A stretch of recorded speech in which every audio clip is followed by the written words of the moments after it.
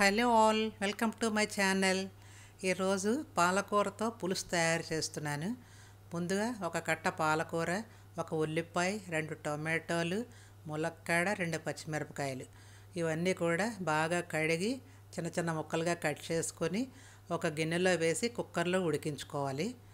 ఆ పులుసుకు సరిపడా చింతపండు, ముక్కలకి సరిపడా ఉప్పు వేసుకోవాలి.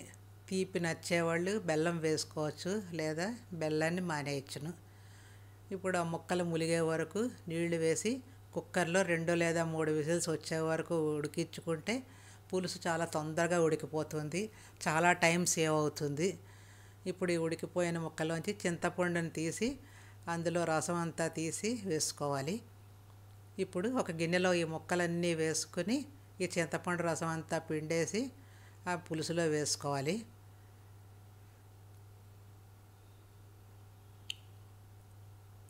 ఇప్పుడు ఒక గిన్నెలో బియ్యం పిండి 3 స్పూన్లు లేదా 4 స్పూన్స్ మీకు ఆ చిక్కదనాన్ని బట్టి చూసి వేసుకోవాలి. సాంబార్ పౌడర్ కూడా ఒక 3 స్పూన్స్ వేసి ఇప్పుడు కొద్దిగా నీళ్లు వేసి ఇవంతా కూడా ఎక్కడ ఉండలు లేకుండా బాగా కలుపుకొని వేసుకోవాలి.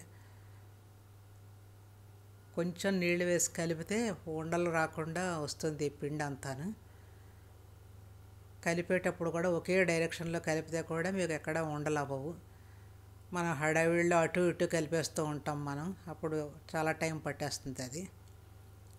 ఇప్పుడు ఈ కలిపిన పేస్ట్ అంతా కూడా ఈ పులుసులో వేసేసుకోవాలి. వేసుకొని ఇప్పుడు ఒకసారి గరిటెతో కలిపి ఇప్పుడు స్టవ్ వెలిగించి పెట్టుకోవాలి. స్టవ్ వెలిగించిన తర్వాత మ్యాక్సిమం 5 మినిట్స్ అంతేను. ఈ పులుసుకు సరిపడా ఉప్పు వేసుకోవాలి, కొంచెం పసుపు వేసుకోవాలి. ఇలా కంటిన్యూస్గా కలుపుతూ ఉండాలి, లేకపోతే ఈ బియ్యం పిండి వల్ల అడుగుని మాడిపోతుంది పులుసు.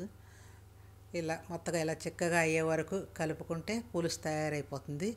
ఇప్పుడు దీనికి పోపు వేసుకోవాలి. ప్యాన్ పెట్టి అందులో నూనె వేసి కొద్దిగా మెంతులు, ఆవాలు, ఎండుమిరపకాయలు, కొద్దిగా ఇంగువ, వెల్లుల్లిపాయలు తొక్క తీసి పెట్టుకున్న వెల్లుల్లిపాయలు కూడా వేసుకుని మంచి ఆవాలు చిటపట్లాడే వరకు వేయించుకోవాలి.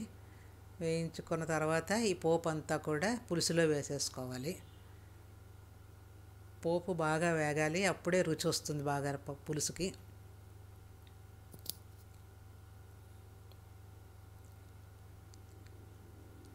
ఇప్పుడు ఈ పోపు అలాగే కొత్తిమీర అన్నీ వేసేసి కలిపేస్తే పులుసు తయారైపోతుంది. Thank you for watching.